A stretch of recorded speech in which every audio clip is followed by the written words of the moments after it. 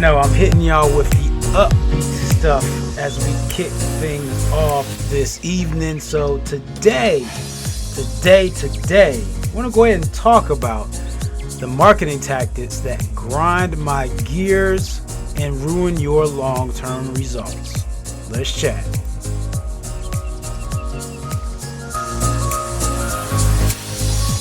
What's up, automators? It's Justin, founder of AutomationMastery.net, here to help you, coaches, speakers, and trainers, create automated systems that save you time and generate you more revenue. Hope everybody's been doing well as we round out. We're getting close to the end of the year this year. Hope everybody's been doing well and that you're ready to crush the rest of this month. Now, with that being said, I know that it's going to be very tempting. It's going to be very easy. It's going to be on your mind to see some of these tactics out here in the market and immediately try to take them on as your own and think that they are going to serve you at the highest level. Now, I've been working with coaches and speakers for the last 6+ years. And unfortunately, I've been a part of some, I personally consider dirty marketing techniques. I'm exposing today. Now, I'm going to call out any names. Not going to say who or where you're from or what you did. Right? Not going to say what things I was a part of. Right? Not going to expose those folks. Just letting you know that's the space I came from. And now I'm running my own deal. And I don't have to do these things anymore. Right? Like, I know better. I have more leverage in my own business, obviously. I have control. So, therefore, I don't have to practice these things. So, I'm going to tell you what things that, like, really grinds me in my gears, drives me nuts. And then also, like, how can you not do these things? So, again, first off, before we get here, Mr. and Mrs. Morgan, appreciate y'all being here. Everyone that is here, make sure you tell us who you are, where you're from, what you do. Whether or not you're here live does not matter. Now, if you catch us on the replay, go ahead and put hashtag replay. Would appreciate it. Just know that there's some life in this thing after the fact. Now, within the episode, if you have any questions for me as we go through this is, and so, you know, like, I had actually not too long ago sent out an email to current clients who are on my old rates, let them know I was like increasing rates, right? And having them catch up with the rates of 2020. So like my pre-2020 clients catch up to rates of the 2020 and beyond. And so I thought about it. I was like, you know, I don't feel bad anymore when I say like my time is worth something. Because y'all can hang out here and ask questions. But some of y'all do and some of y'all don't. Right? So if y'all have questions, let me know. But at the end of the day, I want to go into some dirty, and I mean what I feel are dirty marketing techniques. That one, how can you determine these are dirty techniques so you can see them? And then two, what else can you do? Like, what's the alternative? Right? Like, what can you do instead of these things in order to be successful? Okay, so before I get into that, I'm getting into my shout out for the week. Again, if y'all don't know or understand what the shout out of the week is, each and every Tuesday episode outside of last week's, because I did a special presentation. Outside of that, I always shout out one of you. I highlight your business. I show your webpage. So again, if you want to be highlighted and you have not yet, you got to be in the comments. You got to let us know. You got to let me know that you're here. I do shout you out. I go to your page. I show people your website. I give yourself some attention. And sometimes these episodes go over to my business page. I put some money behind them, and I do allow them to be exposed to a broader audience. And of course, these shout outs are usually early on in the episode. So if you get folks who are really interested at first and can drop off later, you know, they usually get some exposure. I do that on purpose. Okay, so again, a shout out this week to my, I don't know, I haven't met him personally, but again, he reached out, and I've reached out and see who in the community needed a shout out. To Jared Simon. He's an author, poet. Actually, let me go over to his website. Go ahead and just show y'all his website at GeradSimon.com. And that's GeradSimon.com. Hopefully I'm spelling that correctly, my man. He's a poet. I like poetry. Poetry is a powerful thing. It's a relaxing, let me say relaxing thing. It's a great way to release energy, whether it be stress or elation. It's a great way to express yourself and your emotions. So poetry, he's a chef, a freedom fighter. So hats off to you. And really, when I looked at his site, just really seemed like a genuine dude in terms of what he's doing. And so I felt like this was very on par with this episode because, again, when I think of poetry, I think poetry is an opportunity for us to be genuine. And oftentimes I let folks get another lens or look inside of who we are, what we do, and what we feel. And so I felt like this was an appropriate person to highlight. Artists are usually very, in some ways shut off, but some ways very open through the art that they provide to the world. And so I felt like it was very appropriate to highlight his website. So again, Gerard Simon or Jared Simon, my man, keep up the good work, good stuff. And he's got like that clean crease going on in those jeans, something that I have never been able to attain. So you're a role model, my man. Keep up the good work, and we appreciate you and all that you do. All right, so that was the clean stuff. Now talk about the stuff that really, really doesn't feel good. Kind of makes you feel dirty, a little sleazy, but ultimately I think will help you and serve you in your business and the things that you have going on. So, let's see. Going to check something here. Okay, cool. All right, so I'm going to talk about 3 points today. 3 different techniques, right? 3 different methods, 3 different tactics that you may encounter out there in the market that, again, just don't feel good. They don't look good. They don't feel good. And I think overall, let's just say I think, long term, they hamper your business. They hinder your business. They hold down your business more so than you believe. There's a brand, group, folks that I've known, and I've seen this done the wrong way many a time. So I'll highlight somebody. Again, I don't want to call any names. It's not today. Go over to the podcast, though, because the podcast, I have been breaking some things down. Actually, I highlighted somebody last episode on the podcast? It's at ampodcast.net. I'll be shouting out some folks over here, but today I'll be kind. Okay? And so there are some folks who I know, right? It's like you go and they're like, yeah, I got this sale. Like, I know there's going to be another sale. So I just never buy. So it actually kind of hurts them. Okay? So I want to go through these 3 points real quick. And let's go ahead and slide on over to this screen. Boom. All right. So the first tactic that really grinds my gears, like really drives me crazy, is the song that never ends. And I don't mean like lamb chop sing along. I don't know if folks remember that or not, depending on when you grew up. But there was this song, everybody's heard, the song that never ends, it goes on and on, my friend. Like they just keep singing, and it's annoying. It's supposed to drive you nuts. It's actually very catchy. Like once you start singing it, you can't stop. But just like this tactic, once you start it, it's kind of hard to stop. And so the song that never ends, what I'm referring to is, especially from an automation standpoint, sometimes you're going to go to these pages. And these pages, if you scroll down the page, you're going to see something. And that something has numbers. Those numbers represent a countdown to a specific day or time, in which it is promised that said thing is going to shut off, cut off, stop, end, etc., etc. But here's a couple things that happen.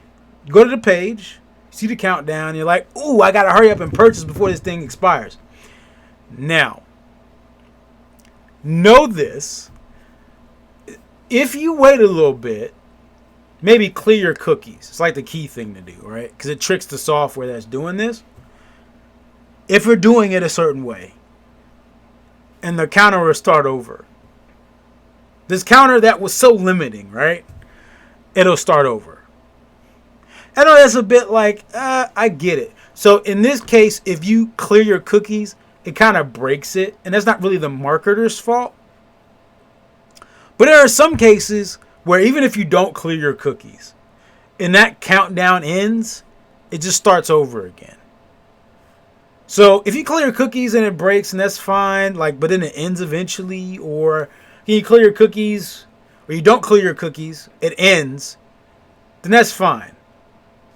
But if you don't clear your cookies and some reason that counter starts over again, they've just got you with another sleazy marketing scam. Because they'll tell you, I would say scam, but they'll tell you, hey, you only got 2 days. You really got more than 2 days. You have more than 2 days. Let's be real. You have more than 2 days. You have until they decide they're done trying to offer this thing, or they decide that they finally made enough money. So let's be real, okay? You have more than 2 days. I can't stand the timer that doesn't stop, right? I don't mind timers if it actually points to a specific date. I don't mind timers if it's evergreen and they don't clear cookies and you come back and it actually does expire and lock you and send you to some other page. That's fine. I get that part. I can't stand timers that just have an oblivious time that they stop and then they start over again just to try to get you to make a quick purchase. But it's never really honored, right? There's really no urgency. It just kind of sucks. And at the end of the day, for me, it's automation gone wrong. Right? It's an opportunity for you to add in a limitation to your business that creates real pent-up economic demand. Again, I graduated with the economics degree, and so I understand demand, right, and supply. When you limit supply a certain way, it actually increases the amount that you can get people to pay because there is more demand and less supply. It's a good thing. It's called scarcity. It's the way that life works. It's the reason that a lion, right? It's the reason that animals go out and they are so hard pressed to be the first to kill that animal, right? They are hungry. There's only so many gazelle that the lion is going to run across. They can't just go to a store and purchase it, right? They have to fend for it. They have to compete with other predators to get to that gazelle, right? So they are hard pressed to get it done. It's the same thing in business, right? If there's real pent up demand, you create opportunity. Now, I know this is okay, fine. It's all theoretical. Now let's put a real scenario behind it. There's a business called an influencer called Marie Forleo, okay?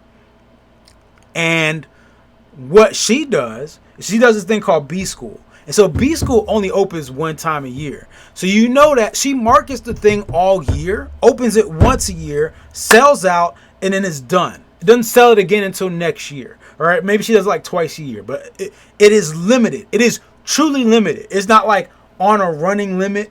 There's no fake limit. No, it is open from one part of the year to the other part of the year. The same way a true Black Friday sale, doorbuster sale works, right? Folks show up to the store, they get a number, you stand in line, and you hope you don't die getting trampled into the store. That's real, right? And that's the amount of demand that she's pent up in her business because she has a real limit on what is offered and there's a true time frame on what's available, right? So my challenge to you is, again, it may not feel good the first time to put that real limit on the time, but what it does is if you stick to it over time, eventually you're going to get people who get caught outside of it.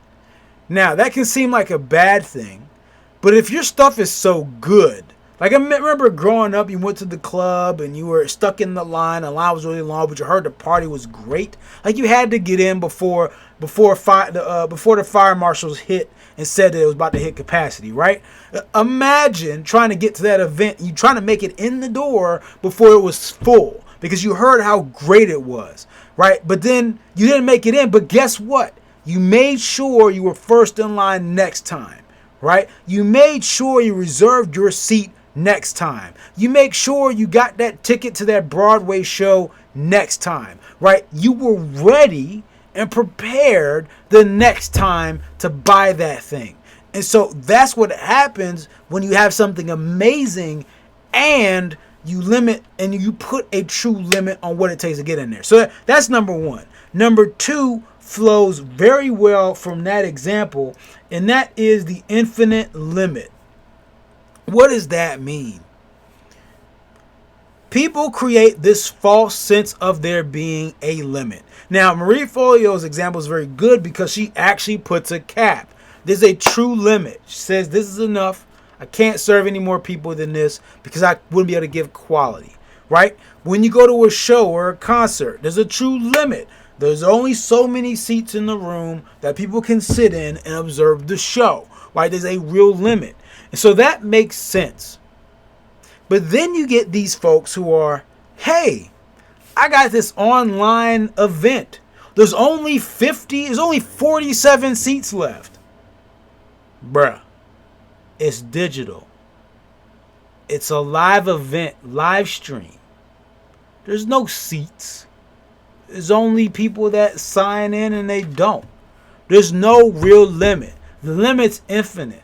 And when I say infinite, I mean however many people the software can handle for them to watch. Or if you have a membership program that's like a course that runs itself, there's no limit. You're not limiting seats to your evergreen course. You don't have to interact or actually even work with anybody hands-on. There's no limit to your time, right? It's the infinite limit. The only limit is the software limit that is available to you to handle or process that many people. Now, in some cases, some platforms actually put a cap. Now, in some cases, there's legit folks who are capped off. For instance, I have my event Thursday I'm doing. There's a legit limit. We're doing it via Zoom. I'm only investing in a certain level of people that can get in via Zoom. So there actually is a limit. Will we hit the limit? Probably not, right? Not this first time around. Now, if we do, great. But probably not. But there's an actual limit. So when I say, hey, there's a limit to the thing, like there really is a limit. And what's cool is ClickFunnels, and folks that have ClickFunnels, you didn't know, you can set a product limit, like a real limit. So that way, when you say there's only 100 seats and 100 people purchase, it actually says sold out, right? Like there is a function in there that lets you do this. That's the better way to do it.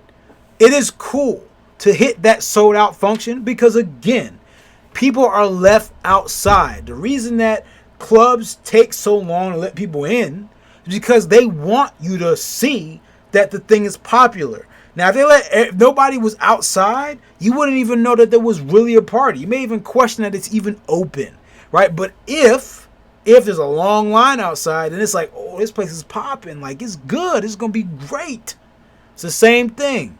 It's good to fill up your program and then have a, sold out button.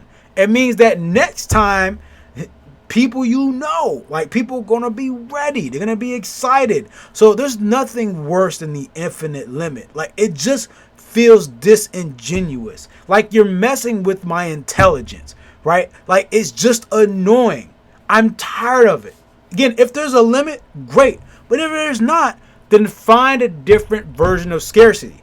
That's when I say then you should do some type of time scarcity. Maybe you put a price scarcity on it. A legit price bump, right? Like again, in my event, I'm doing it this time. It's going to be small. It's the first time. Next time, it's going to be even more. And then following that, it's going to be even more, right? Because that's the progression. But that is legitimate pent up scarcity. There's no tricks.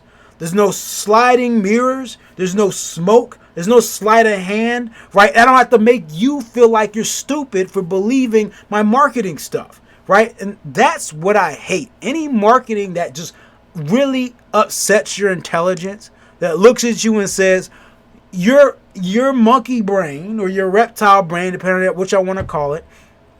Typically I refer to as the reptile brain. We all have the reptile brain. There's no way around it. We're all living creatures, and so therefore there are certain things and needs that are on the basic functions of our life that control our impulsive decisions. Doesn't mean you can't overcome those impulsive decisions. It's just there. It's the same reason if you're hungry, you want to eat, right? It's at that level. There are certain things that marketing does that attacks that level of thought.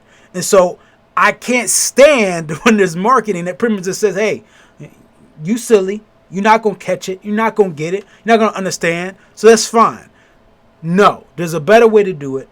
What I want y'all to do real quick, if you're watching, what is your least favorite sleazy marketing technique or tip or technique that you see out there in the market? What's your least favorite thing that you see out there in the market? Let me know in the comments. I am curious. All right, so on to the last point, right? On to the last one. And this was really personal. I say personal, but it's really my wheelhouse.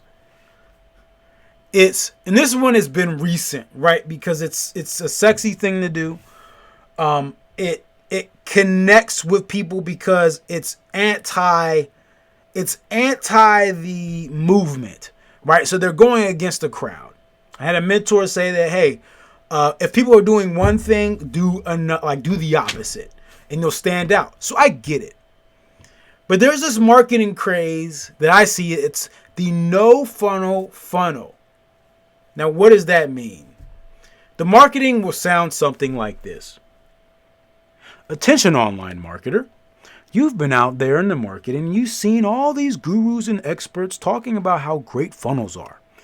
And in all of that, you go out, you spend all the money and the time and the energy to make a funnel, and then you spend all your money on ads, and you still end up not bringing any clients. Well, I'm here today to tell you that we have a brand new, revolutionary, secret technique that will allow you to make money without the use of funnels and clicks and leads. None of that stuff is necessary. You can make a business and create a business without a funnel. Let me clarify something for y'all, because I think folks don't understand what the true definition of a funnel is. Now, there's the I should say, the definition that's put out there for everyone that is made grand. It's really pushed on you, and it's this idea that it's a series of pages that you click through and opt in, you go to a webinar and then you pay.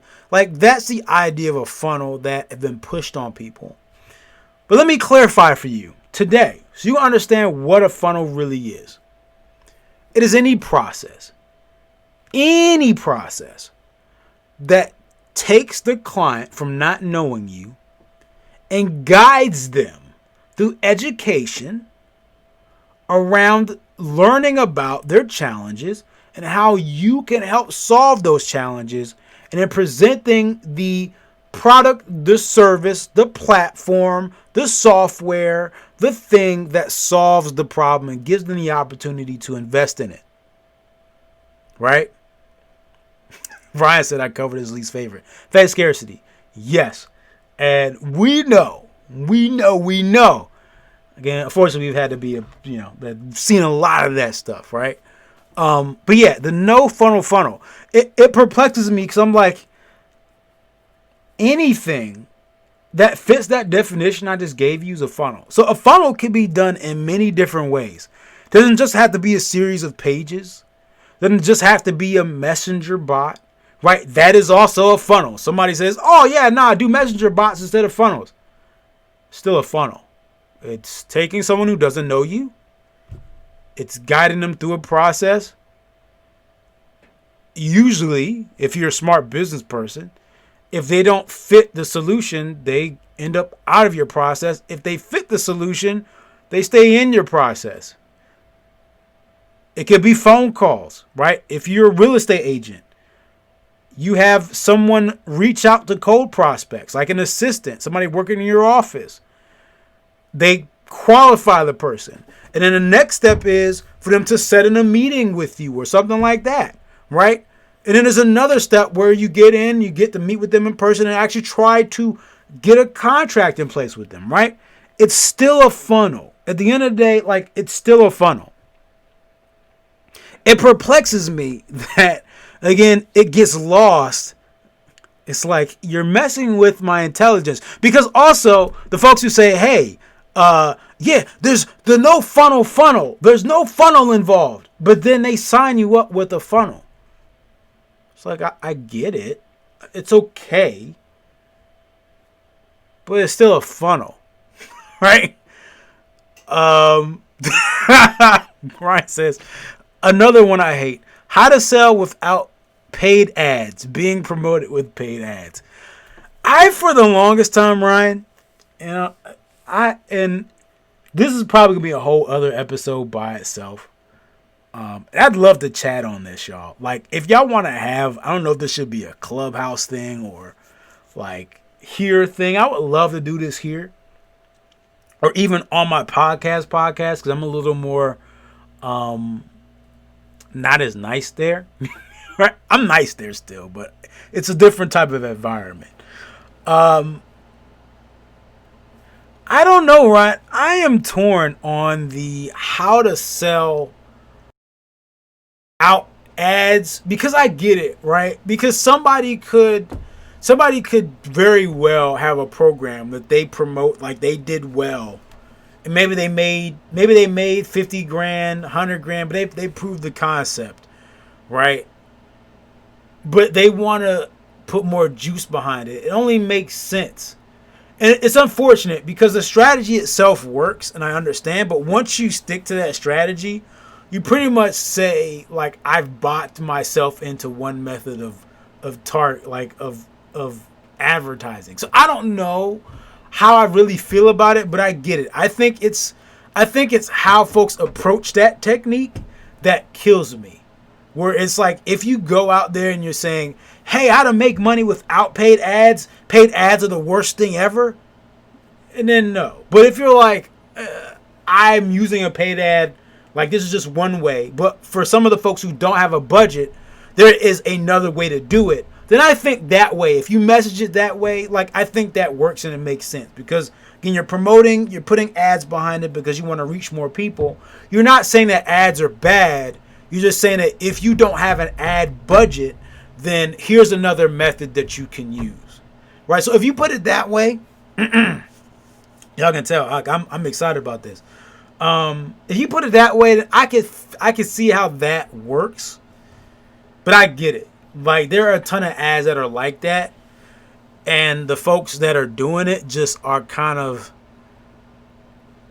they're speaking to the lowest common denominator, right? Like I don't know.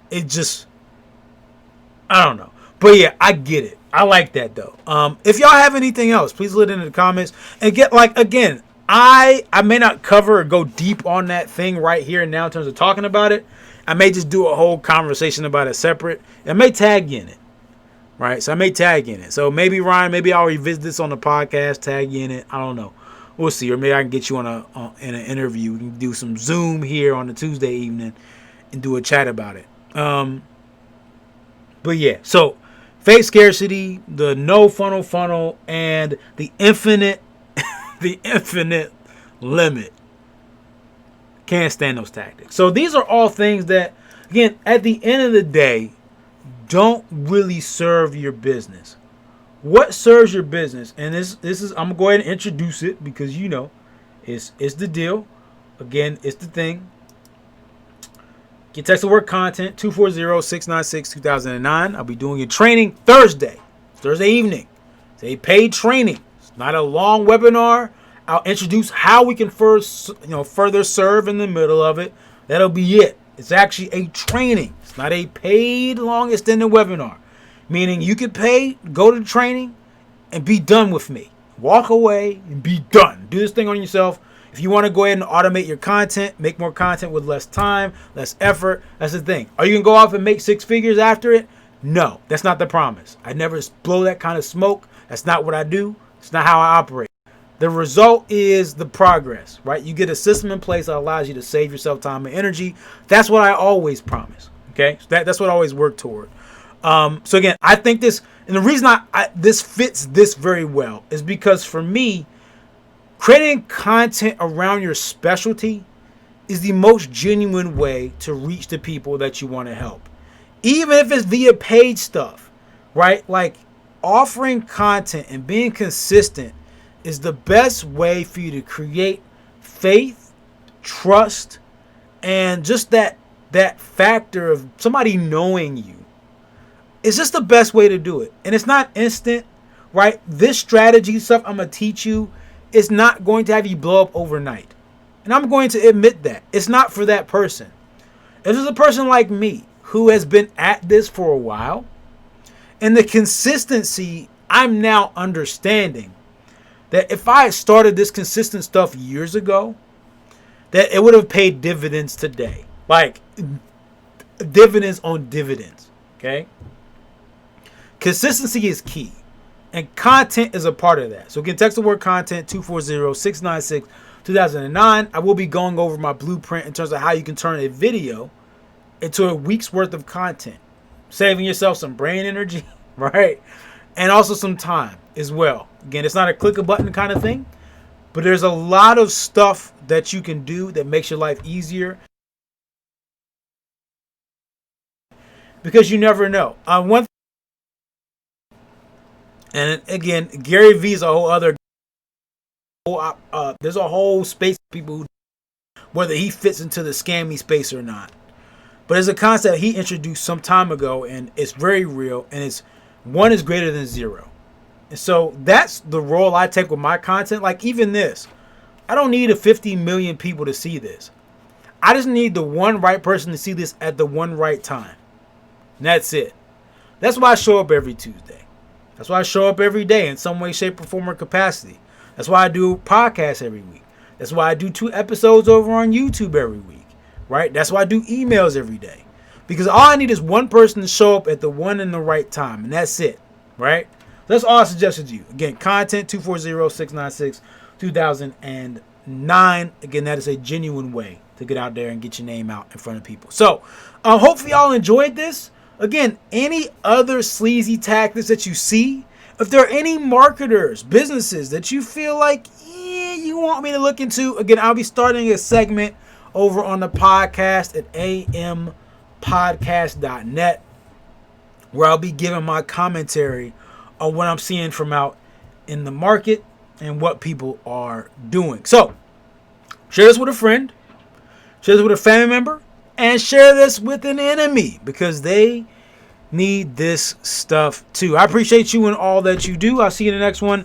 And as usual, treat each day as a building block to a better future.